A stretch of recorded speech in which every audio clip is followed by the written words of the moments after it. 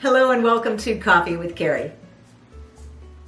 Thank you for stopping by and checking out what's on the docket for today.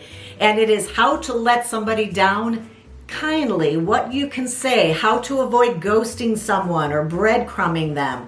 If you're new here, I'm Carey. I'm a matchmaker and a dating coach. A lot of the conversations we have here are based on conversations that I've had with clients. If being a client is something that's interesting to you, I encourage you to look down in my show notes or description bar where there's a link to my website. A lot of questions to help you figure out whether date coaching is something that might help you move on if you're stuck somewhere in your dating journey. If not, you're just here to find out how to say no thanks after a first date. Stick around, that's what we're talking about right now. 5 different ways that you can let somebody know you don't want to see them again. It's funny, I started saying something to my daughter on the phone when we were discussing this about using the seasonal method. You know, where you say it's the beginning of summer and you say, it was great to meet you. I hope you have a really nice summer. She said, doesn't that really leave it open that you may be seeing them the summer, or maybe you're just saying, I'm busy this summer, but I'll call you in the fall.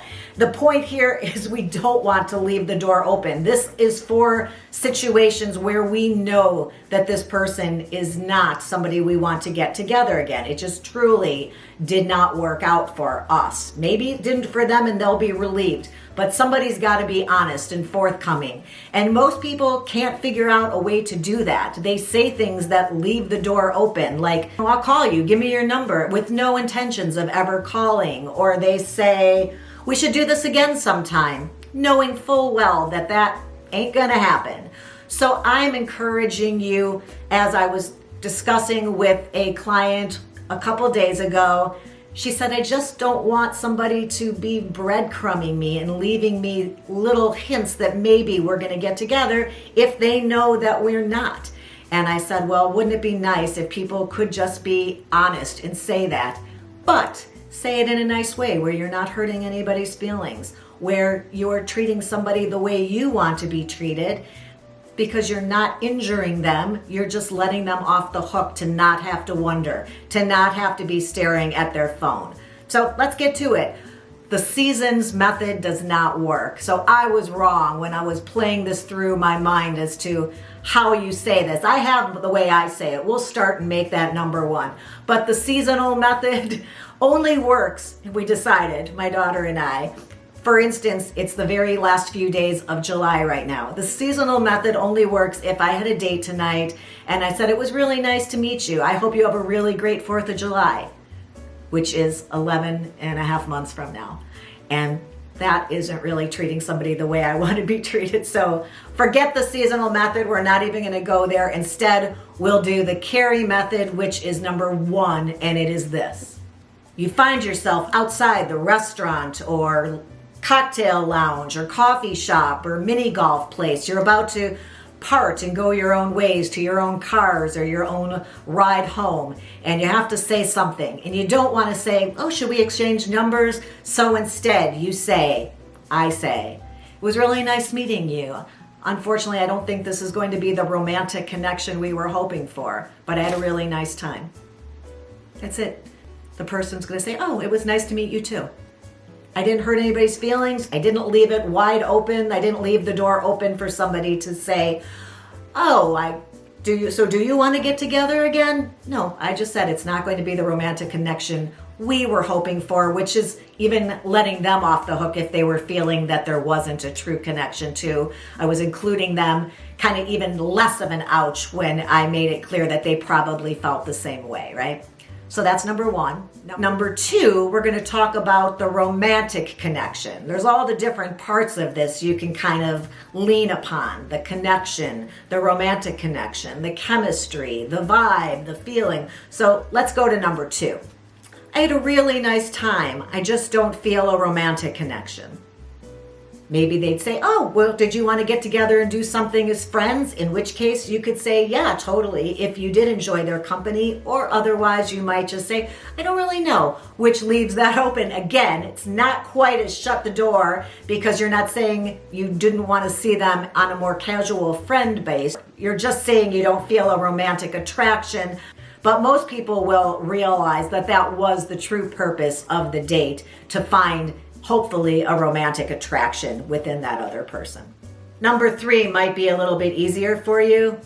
I enjoyed your company, but I don't feel a connection between us. I'm letting that sit there, letting it marinate with you for a moment. It's pretty good, right? I don't feel a connection.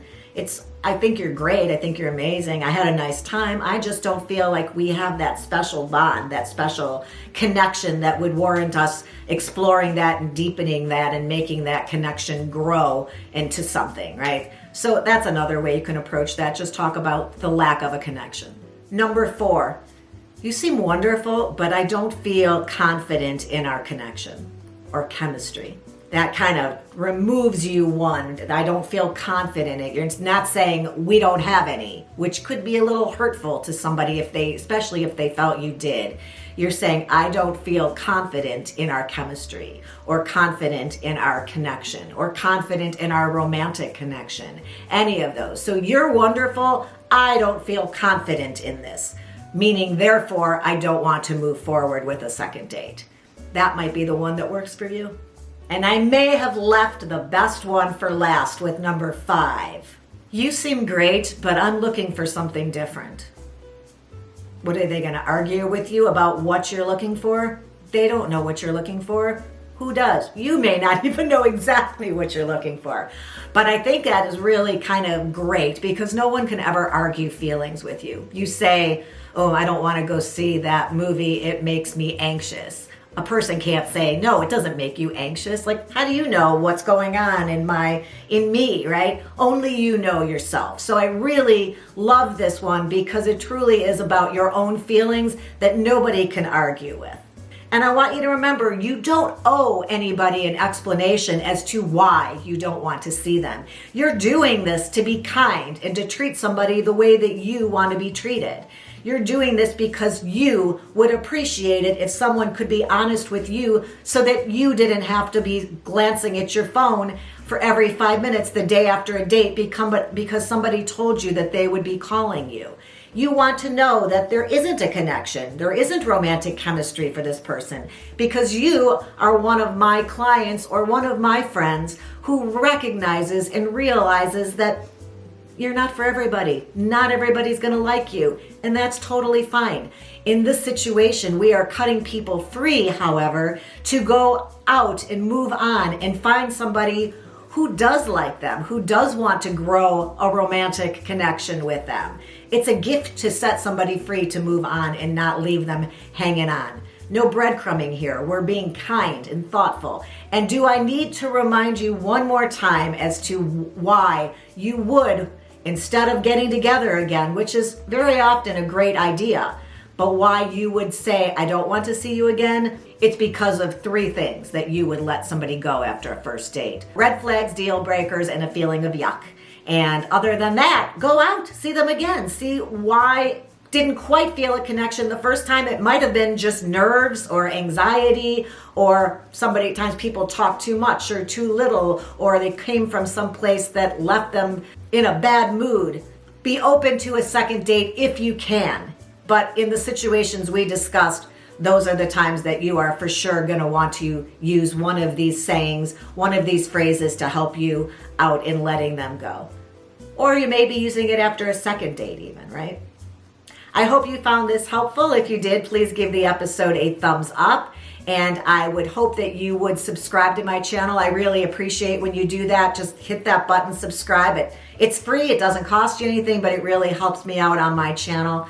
And the ring bell is there in case you want to be notified every time I upload a new episode. Appreciate you being here today. Until next time, have a good one. You may seem, wait. You may seem great. No, wait, you may seem, no, you do seem. You just spent an hour with this person, you would know.